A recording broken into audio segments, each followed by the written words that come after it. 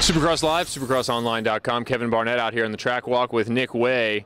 Nick, talk about the last couple of races where you've been in 10th place. San Diego and Atlanta. What's been the difference?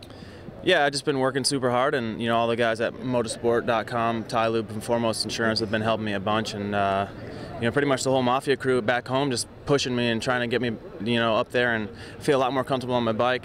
Last couple weekends, like you said, I've improved, and last weekend I was 10th, but I feel like I was a lot more competitive than just being 10th. I raced with some guys that are in the top 5 a lot of the time, so I feel pretty confident that this weekend I'll be able to improve on that, and looking forward to getting out here. The track looks great.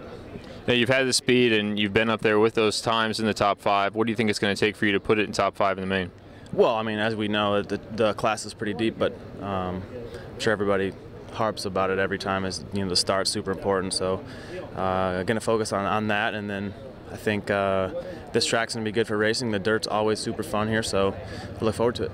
Been around for a long time, seen a lot of the changes in the industry. As this season tips over into the second half of the year, how does your experience benefit you?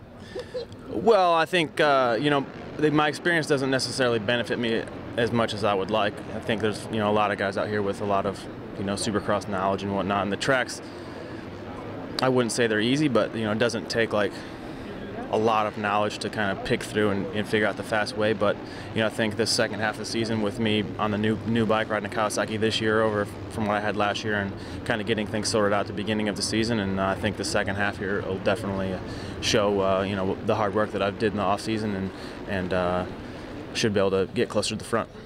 Now, you talked about the stuff on the track here in the second half of the season. What about off the track as the travel gets a little bit long? And does that help you at all of your experience doing this since the late 90s? Yeah, I mean, I think that's the biggest thing really is, when we have so many weekends in a row, it adds up on you. So kind of got to be smart with your training and know when to rest and when to push it. And, like this last week, I was sick for a couple days, and took a little bit of time off to regroup, and coming in this weekend, I feel pretty good. So I think that's a lot of it. The travel and all of the physical exertion adds up on you. But continue to try to stay focused and improve through the season is the biggest thing. What do you like most about controlling your program? You talk about the ability to rest this week, being on the motorsport.com team with the Mafia, and you can kind of control your own space. What do you like most about that, or least about being a privateer? Well, I mean, obviously it has its ups and downs. I mean, like you said, the team's been behind me 100%, but we have a few shortcomings, but we working through those, and we have a lot of great sponsors behind us, and like I said, with me being a new bike this season, it takes a little bit to get the settings right, and now I feel like we're coming to our own, and I feel like we're gonna have our best races of the season here coming up.